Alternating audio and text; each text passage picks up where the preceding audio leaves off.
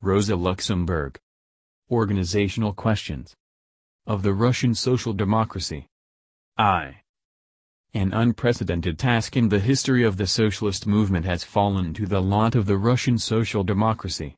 It is the task of deciding on what is the best socialist tactical policy in a country where absolute monarchy is still dominant. It is a mistake to draw a rigid parallel between the present Russian situation and that which existed in Germany during the years 1879–90, when Bismarck's anti-socialist laws were in force. The two have one thing in common: police rule. Otherwise they are in no way comparable.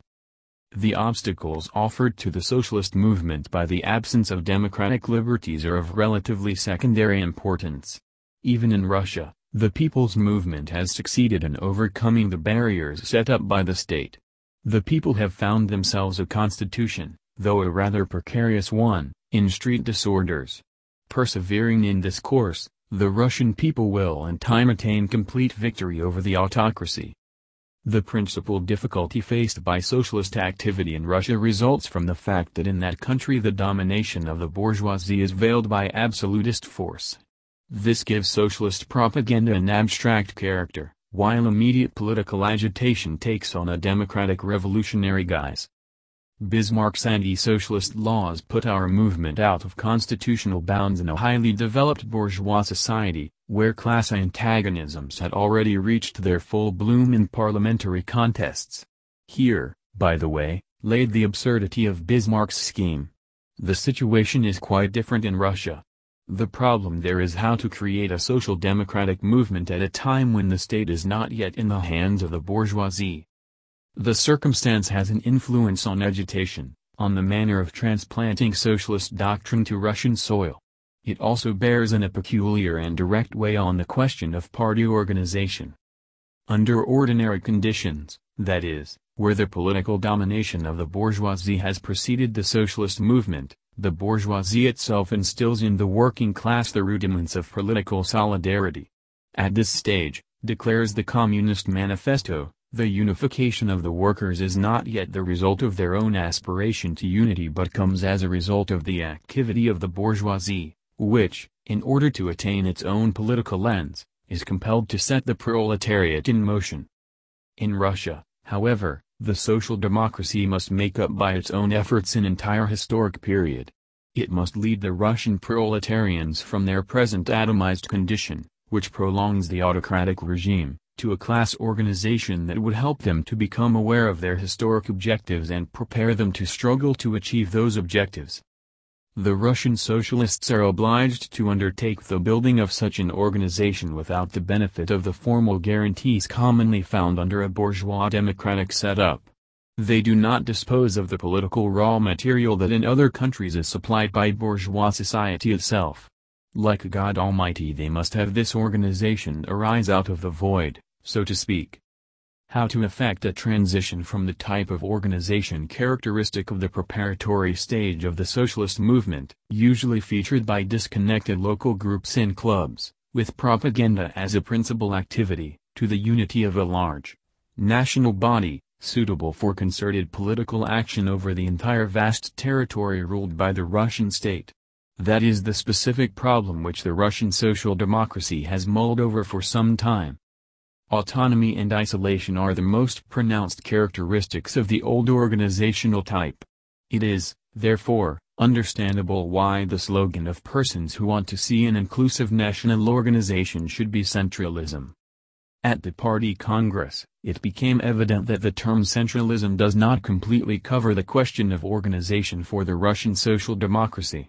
Once again we have learned that no rigid formula can furnish the solution of any problem in the social movement. One step forward, two steps backward, written by Lenin, an outstanding member of the Iskra group, is a methodical exposition of the ideas of the ultra-centralist tendency in the Russian movement. The viewpoint presented with incomparable vigor and logic in this book, is that of pitiless centralism. Laid down as principles are, 1. The necessity of selecting, and constituting as a separate corps, all the active revolutionists, as distinguished from the unorganized, though revolutionary, mass surrounding this elite. Lenin's thesis is that the party central committee should have the privilege of naming all the local committees of the party. It should have the right to appoint the effective organs of all local bodies from Geneva to Liège, from Tomsk to Irkutsk. It should also have the right to impose on all of them its own ready-made rules of party conduct. It should have the right to rule without appeal on such questions as the dissolution and reconstitution of local organizations. This way, the Central Committee could determine, to suit itself, the composition of the highest party organs. The Central Committee would be the only thinking element in the party. All other groupings would be its executive limbs.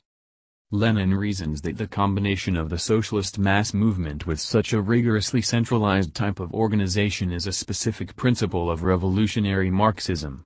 To support this thesis, he advances a series of arguments, with which we shall deal below. Generally speaking, it is undeniable that a strong tendency toward centralization is inherent in the social democratic movement. This tendency springs from the economic makeup of capitalism, which is essentially a centralizing factor. The social democratic movement carries on its activity inside the large bourgeois city. Its mission is to represent, within the boundaries of the national state, the class interests of the proletariat, and to oppose those common interests to all local and group interests. Therefore, the social democracy is, as a rule, hostile to any manifestation of localism or federalism. It strives to unite all workers and all worker organizations in a single party, no matter what national, religious, or occupational differences may exist among them. The social democracy abandons this principle and gives way to federalism only under exceptional conditions, as in the case of the Austro-Hungarian Empire. It is clear that the Russian social democracy should not organize itself as a federative conglomerate of many national groups. It must rather become a single party for the entire empire. However, that is not really the question considered here.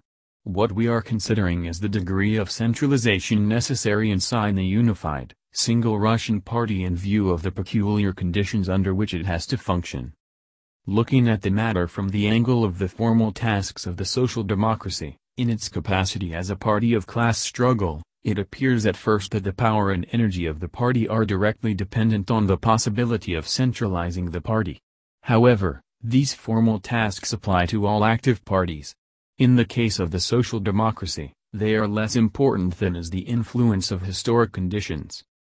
The social democratic movement is the first in the history of class societies which reckons, in all its phases and through its entire course, on the organization and the direct, independent action of the masses.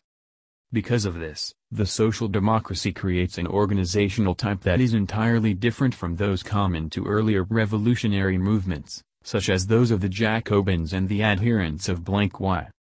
Lenin seems to slight this fact when he presents in his book, page 140, the opinion that the revolutionary social democrat is nothing else than a Jacobin indissolubly joined to the organization of the proletariat, which has become conscious of its class interests. For Lenin, the difference between the social democracy and Blanquism is reduced to the observation that in place of a handful of conspirators we have a class-conscious proletariat. He forgets that this difference implies a complete revision of our ideas on organization and, therefore, an entirely different conception of centralism and the relations existing between the party and the struggle itself. Blanquism did not count on the direct action of the working class. It, therefore, did not need to organize the people for the revolution. The people were expected to play their part only at the moment of revolution. Preparation for the revolution concerned only the little group of revolutionists armed for the coup. Indeed, to assure the success of the revolutionary conspiracy, it was considered wiser to keep the mass at some distance from the conspirators. Such a relationship could be conceived by the Blanquists only because there was no close contact between the conspiratorial activity of their organization and the daily struggle of the popular masses.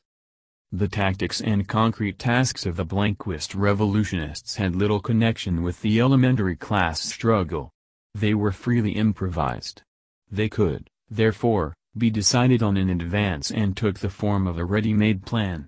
In consequence of this, ordinary members of the organization became simple executive organs, carrying out the orders of a will fixed beforehand, and outside of their particular sphere of activity. They became the instruments of a central committee. Here we have the second peculiarity of conspiratorial centralism, the absolute and blind submission of the party sections to the will of the center, and the extension of this authority to all parts of the organization. However, social democratic activity is carried on under radically different conditions. It arises historically out of the elementary class struggle. It spreads and develops in accordance with the following dialectical contradiction. The proletarian army is recruited and becomes aware of its objectives in the course of the struggle itself. The activity of the party organization, the growth of the proletarians' awareness of the objectives of the struggle and the struggle itself, are not different things separated chronologically and mechanically. They are only different aspects of the same struggle. There do not exist for the social democracy detailed sets of tactics which a central committee can teach the party membership in the same way as troops are instructed in their training camps. Furthermore, the range of influence of the Socialist Party is constantly fluctuating with the ups and downs of the struggle in the course of which the organization is created and grows. For this reason social democratic centralism cannot be based on the mechanical subordination and blind obedience of the party membership to the leading party center. For this reason, the social democratic movement cannot allow the erection of an airtight partition between the class-conscious nucleus of the proletariat already in the party and its immediate popular environment, the non-party sections of the proletariat.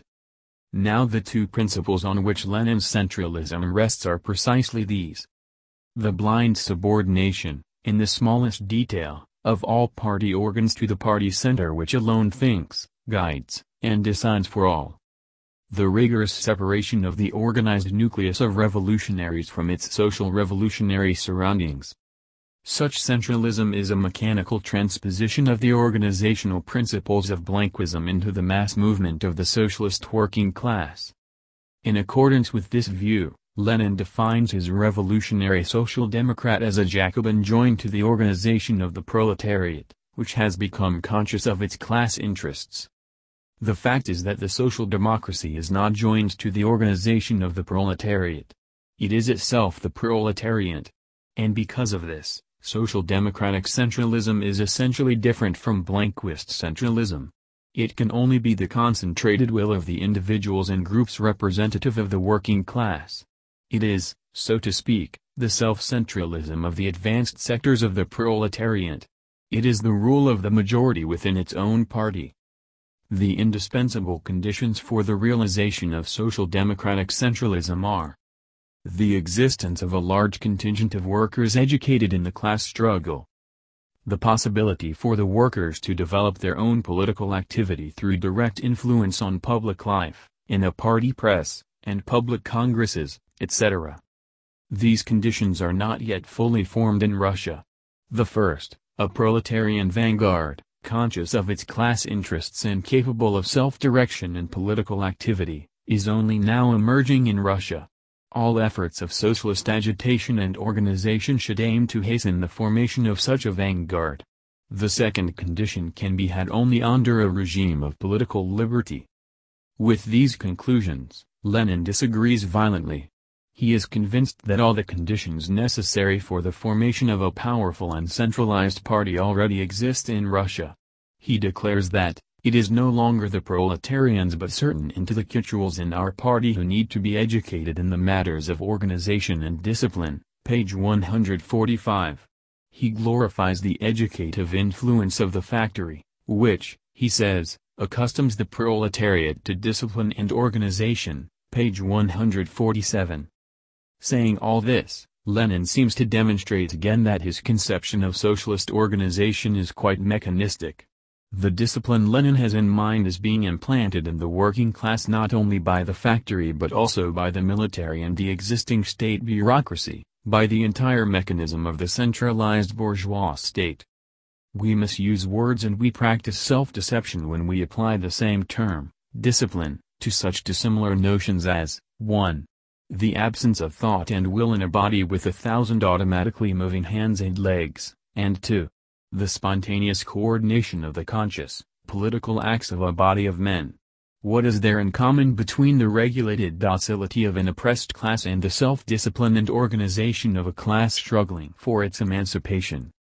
The self-discipline of the social democracy is not merely the replacement of the authority of bourgeois rulers with the authority of a socialist central committee. The working class will acquire the sense of the new discipline, the freely assumed self-discipline of the social democracy, not as a result of the discipline imposed on it by the capitalist state, but by extirpating, to the last root, its old habits of obedience and servility. Centralism in the socialist sense is not an absolute thing applicable to any phase whatsoever of the labor movement.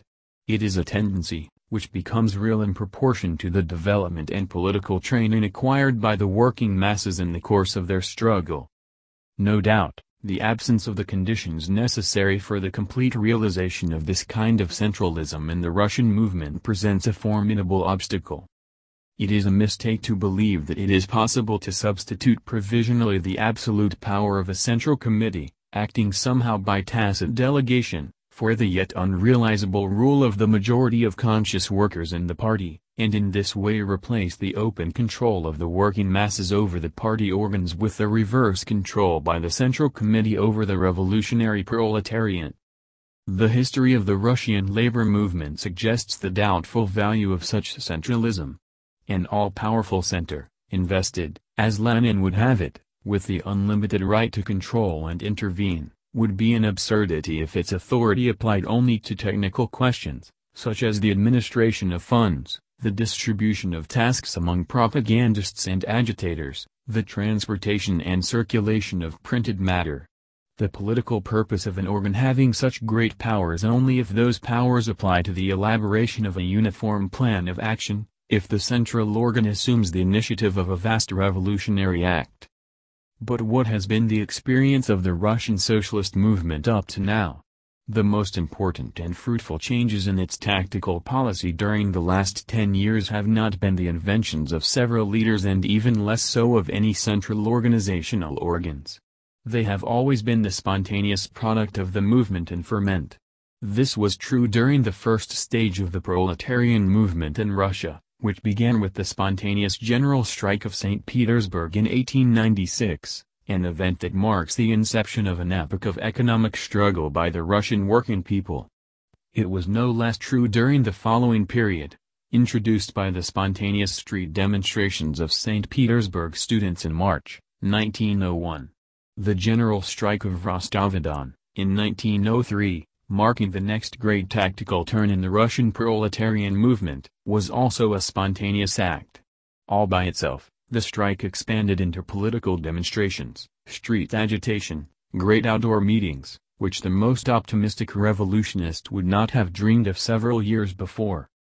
Our cause made great gains in these events. However, the initiative and conscious leadership of the social democratic organizations played an insignificant role in this development. It is true that these organizations were not specifically prepared for such happenings. However, the unimportant part played by the revolutionists cannot be explained by this fact. Neither can it be attributed to the absence of an all-powerful central party apparatus similar to what is asked for by Lenin. The existence of such a guiding center would have probably increased the disorder of the local committees by emphasizing the difference between the eager attack of the mass and the prudent position of the social democracy. The same phenomenon, the insignificant part played by the initiative of central party organs in the elaboration of actual tactical policy, can be observed today in Germany and other countries. In general, the tactical policy of the social democracy is not something that may be invented. It is the product of a series of great creative acts of the often spontaneous class struggle seeking its way forward. The unconscious comes before the conscious. The logic of the historic process comes before the subjective logic of the human beings who participate in the historic process. The tendency is for the directing organs of the Socialist Party to play a conservative role.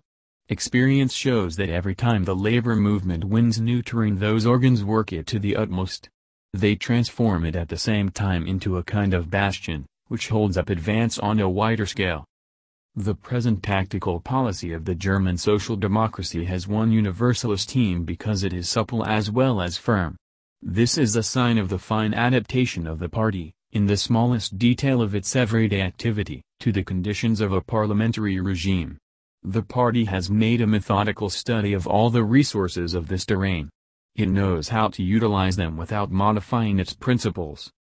However, the very perfection of this adaptation is already closing vaster horizons to our party. There is a tendency in the party to regard parliamentary tactics as the immutable and specific tactics of socialist activity. People refuse, for example, to consider the possibility, posed by Parvis, of changing our tactical policy in case general suffrage is abolished in Germany, an eventuality not considered entirely improbable by the German social democracy.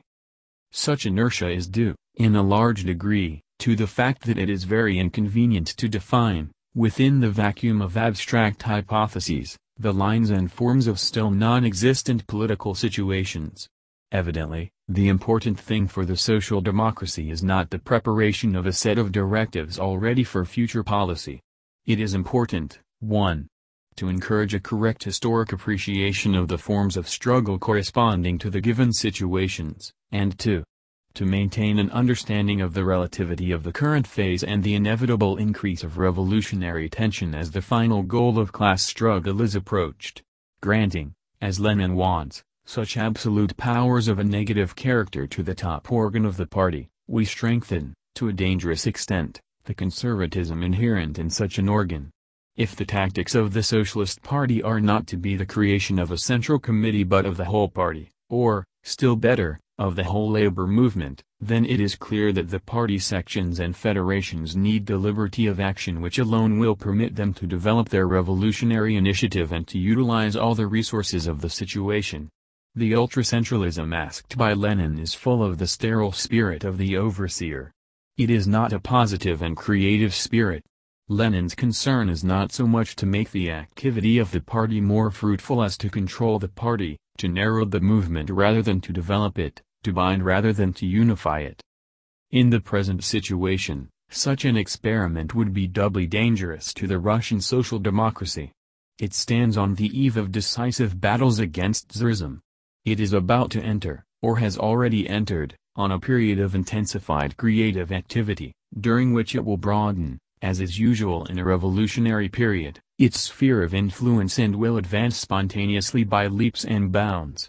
To attempt to bind the initiative of the party at this moment, to surround it with a network of barbed wire, is to render it incapable of accomplishing the tremendous task of the hour. The general ideas we have presented on the question of socialist centralism are not by themselves sufficient for the formulation of a constitutional plan suiting the Russian party. In the final instance, a statute of this kind can only be determined by the conditions under which the activity of the organization takes place in a given epoch. The question of the moment in Russia is how to set in motion a large proletarian organization. No constitutional project can claim infallibility. It must prove itself in fire. But from our general conception of the nature of social democratic organization, we feel justified in deducing that its spirit requires, especially at the inception of the mass party, the coordination and unification of the movement and not its rigid submission to a set of regulations. If the party possesses the gift of political mobility, complemented by unflinching loyalty to principles and concern for unity, we can rest assured that any defects in the party constitution will be corrected in practice. For us, it is not the letter, but the living spirit carried into the organization by the membership that decides the value of this or that organizational form. 2. So far we have examined the problem of centralism from the viewpoint of the general principles of the social democracy, and to some extent, in the light of conditions peculiar to Russia. However, the military ultracentralism cried up by Lenin and his friends is not the product of accidental differences of opinion. It is said to be related to a campaign against opportunism which Lenin has carried to the smallest organizational detail. It is important, says Lenin, page 52, to forge a more or less effective weapon against opportunism. He believes that opportunism springs specifically from the characteristic leaning of intellectuals to decentralization and disorganization, from their aversion for strict discipline and bureaucracy, which is, however, necessary for the functioning of the party. Lenin says that intellectuals remain individualists and tend to anarchism even after they have joined the socialist movement. According to him, it is only among intellectuals that we can note a repugnance for the absolute authority of a central committee. The authentic proletarian, Lenin suggests, finds by reason of his class instinct a kind of voluptuous pleasure in abandoning himself to the clutch of firm leadership and pitiless discipline. To oppose bureaucracy to democracy, writes Lenin, is to contrast the organizational principle of revolutionary social democracy to the methods of opportunistic organization, page 151. He declares that a similar conflict between centralizing and autonomous tendencies is taking place in all countries where reformism and revolutionary socialism meet face to face.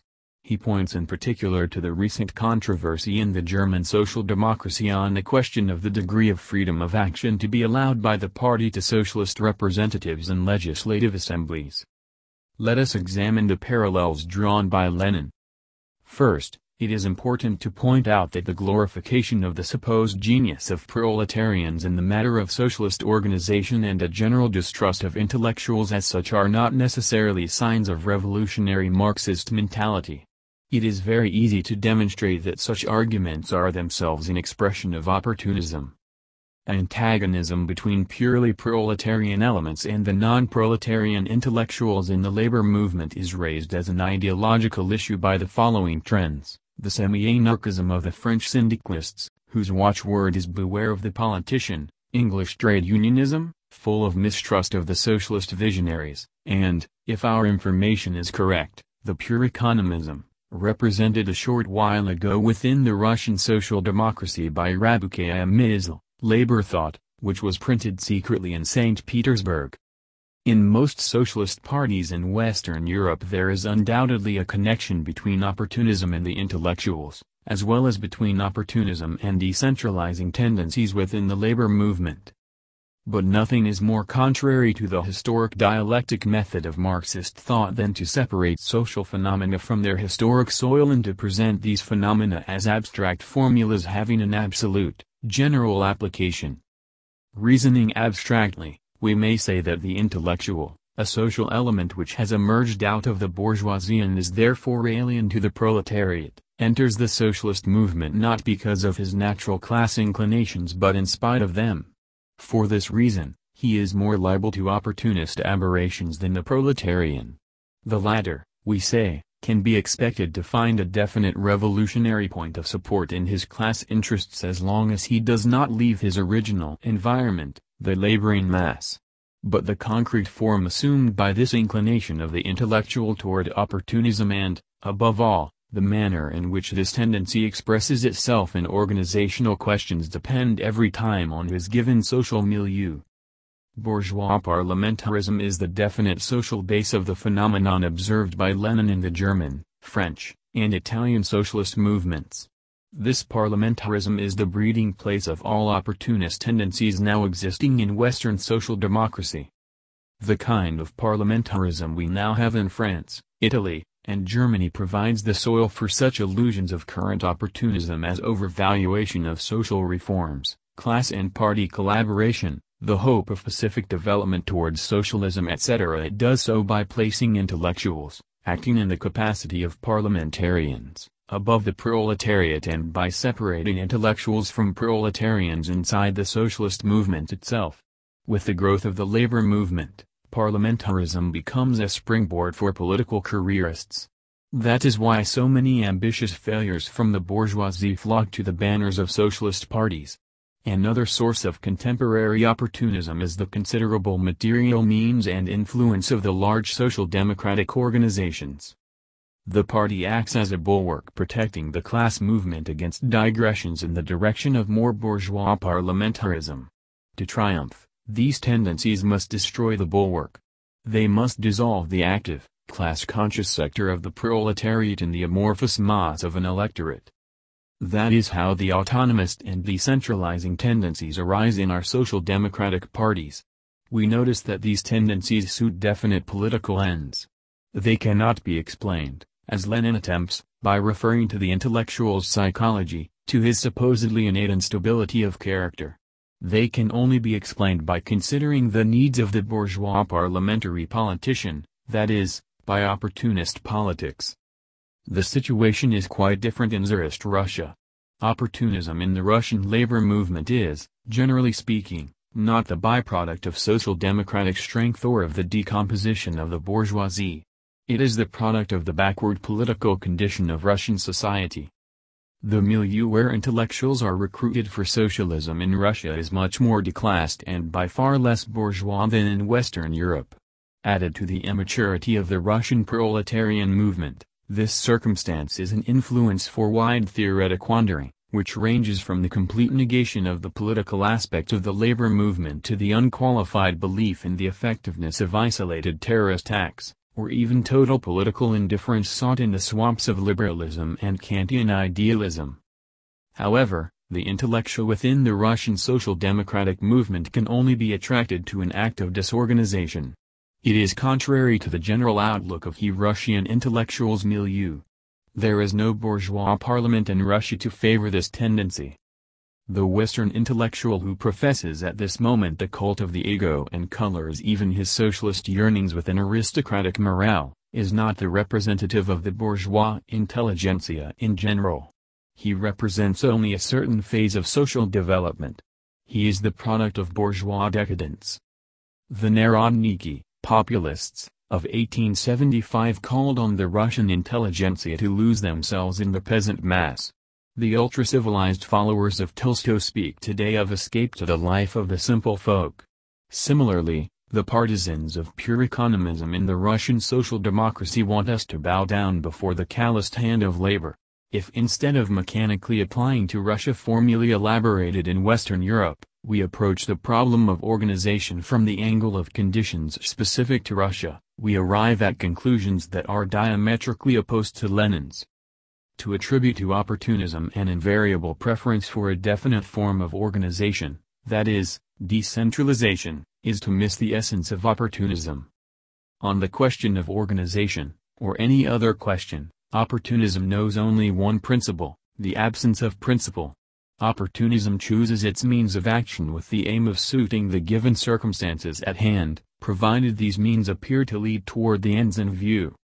If, like Lenin, we define opportunism as the tendency that paralyzes the independent revolutionary movement of the working class and transforms it into an instrument of ambitious bourgeois intellectuals, we must also recognize that in the initial stage of a labor movement this end is more easily attained as a result of rigorous centralization rather than by decentralization. It is by extreme centralization that a young, uneducated proletarian movement can be most completely handed over to the intellectual leaders staffing a central committee. Also in Germany, at the start of the social democratic movement, and before the emergence of a solid nucleus of conscious proletarians and a tactical policy based on experience, partisans of the two opposite types of organization faced each other in argument. The General Association of German Workers, founded by Lessau, stood for extreme centralization. Allgemeine Deutsche Arbeiterverein, organized on May 23, 1863, ed., the principle of autonomism was supported by the party which was organized at the Eisenach Congress with the collaboration of W. Liebknecht and A. Bebel. The tactical policy of the Eisenachers was quite confused. Yet they contributed vastly more to the awakening of class consciousness of the German masses than the Lassalleans. Very early the workers played a preponderant role in that party, as was demonstrated by the number of worker publications in the provinces, and there was a rapid extension of the range of the movement. At the same time, the Lassalleans, in spite of all their experiments with dictators, led their faithful from one misadventure to another. In general, it is rigorous, despotic centralism that is preferred by opportunist intellectuals at a time when the revolutionary elements among the workers still lack cohesion and the movement is groping its way, as is the case now in Russia.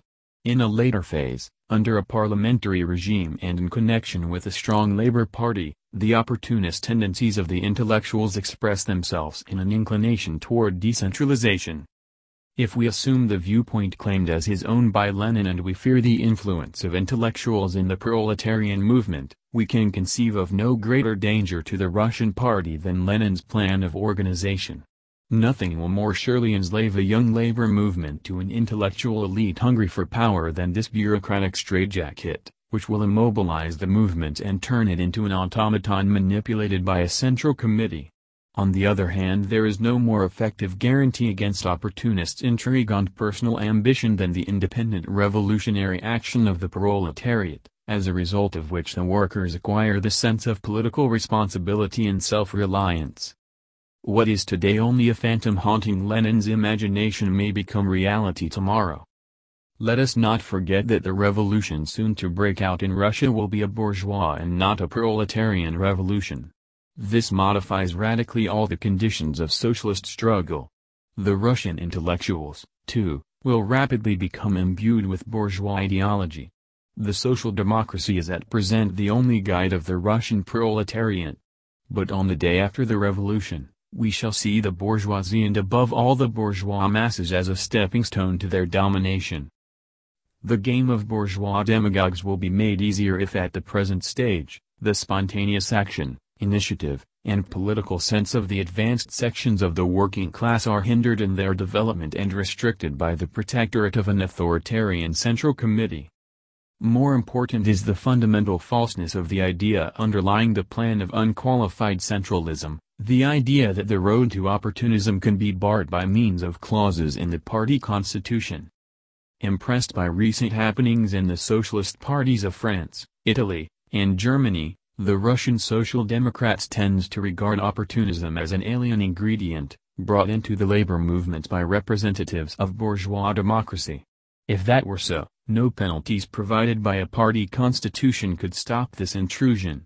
This afflux of non-proletarian recruits to the party of the proletariat is the effect of profound social causes, such as the economic collapse of the petty bourgeoisie, the bankruptcy of bourgeois liberalism, and the degeneration of bourgeois democracy.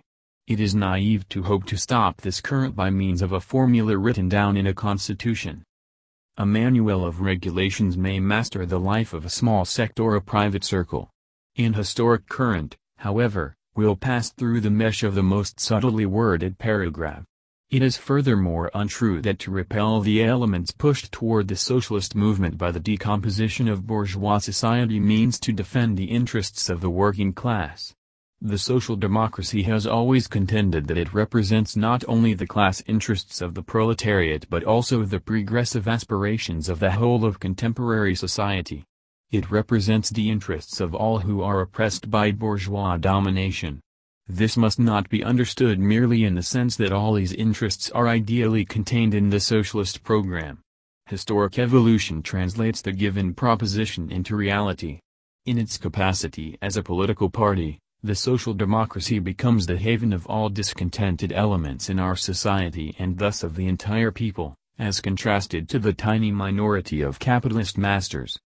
But socialists must always know how to subordinate the anguish, rancor, and hope of this motley aggregation to the supreme goal of the working class. The social democracy must enclose the tumult of the non-proletarian Protestants against existing society within bounds of the revolutionary action of the proletariat. It must assimilate the elements that come to it. This is only possible if the social democracy already contains a strong, politically educated proletarian nucleus class conscious enough to be able, as up to now in Germany, to pull along in its tow the declassed and petty bourgeois elements that join the party. In that case, greater strictness in the application of the principle of centralization and more severe discipline, specifically formulated in party bylaws, may be an effective safeguard against the opportunist danger. That is how the revolutionary socialist movement in France defended itself against the Jouricist confusion. A modification of the constitution at the German social democracy in that direction would be a very timely measure. But even here we should not think of the party constitution as a weapon that is, somehow, self-sufficient. It can be at most a coercive instrument enforcing the will of the proletarian majority in the party. If this majority is lacking, then the most dire sanctions on paper will be of no avail. However, the influx of bourgeois elements into the party is far from being the only cause of the opportunist trends that are now raising their heads in the social democracy. Another cause is the very nature of socialist activity and the contradictions inherent in it. The international movement of the proletariat toward its complete emancipation is a process peculiar in the following respect. For the first time in the history of civilization, the people are expressing their will consciously and in opposition to all ruling classes. But this will can only be satisfied beyond the limits of the existing system. Now the mass can only acquire and strengthen this will in the course of day-to-day struggle against the existing social order, that is, within the limits of capitalist society. On the one hand, we have the mass, on the other, its historic goal, located outside of existing society. On one hand, we have the day-to-day struggle, on the other, the social revolution. Such are the terms of the dialectic contradiction through which the socialist movement makes its way. It follows that this movement can best advance by tacking betwixt and between the two dangers by which it is constantly being threatened. One is the loss of its mass character, the other, the abandonment of its goal. One is the danger of sinking back to the condition of a sect, the other, the danger of becoming a movement of bourgeois social reform. That is why it is illusory, and contrary to historic experience, to hope to fix, once and for always, the direction of the revolutionary socialist struggle with the aid of formal means, which are expected to secure the labor movement against all possibilities of opportunist digression. Marxist theory offers us a reliable instrument enabling us to recognize and combat typical manifestations of opportunism. But the socialist movement is a mass movement. Its perils are not the product of the insidious machinations of individuals and groups. They arise out of unavoidable social conditions. We cannot secure ourselves in advance against all possibilities of opportunist deviation. Such dangers can be overcome only by the movement itself, certainly with the aid of Marxist theory, but only after the dangers in question have taken tangible form in practice. Looked at from this angle, opportunism appears to be a product and an inevitable phase of the historic development of the labor movement. The Russian social democracy arose a short while ago. The political conditions under which the proletarian movement is developing in Russia are quite abnormal.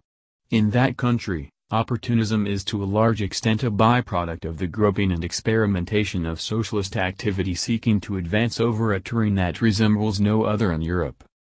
In view of this, we find most astonishing the claim that it is possible to avoid any possibility of opportunism in the Russian movement by writing down certain words, instead of others, in the party constitution. Such an attempt to exercise opportunism by means of a scrap of paper may turn out to be extremely harmful, not to opportunism but to the socialist movement. Stop the natural pulsation of a living organism, and you weaken it, and you diminish its resistance and combative spirit, in this instance, not only against opportunism but also, and that is certainly of great importance, against the existing social order. The proposed means turn against the end they are supposed to serve. In Lenin's over-anxious desire to establish the guardianship of an omniscient and omnipotent central committee in order to protect so promising and vigorous a labor movement against any misstep, we recognize the symptoms of the same subjectivism that has already played more than one trick on socialist thinking in Russia. It is amusing to note the strange somersaults that the respectable human ego has had to perform in recent Russian history. Knocked to the ground, almost reduced to dust, by Russian absolutism, the ego takes revenge by turning to revolutionary activity. In the shape of a committee of conspirators, in the name of a non-existent will of the people, it seats itself on a kind of throne and proclaims it is all-powerful. The reference is to the conspiratorial circle which attacked Tsarism from 1879 to 1883 by means of terrorist acts and finally assassinated Alexander II. But the object proves to be the stronger. The knout is triumphant, for Tsarist might seems to be the legitimate expression of history. In time we see appear on the scene an even more legitimate child of history, the Russian labor movement. For the first time, bases for the formation of a real people's will are laid in Russian soil. But here is the ego of the Russian revolutionary again. Pirouetting on its head, it once more proclaims itself to be the all-powerful director of history, this time with the title of His Excellency the Central Committee of the Social Democratic Party of Russia. The nimble acrobat fails to perceive that the only subject which merits today the role of director is the collective ego of the working class. The working class demands the right to make its mistakes and learn the dialectic of history. Let us speak plainly. Historically, the errors committed by a truly revolutionary movement are infinitely more fruitful than the infallibility of the cleverest Central Committee.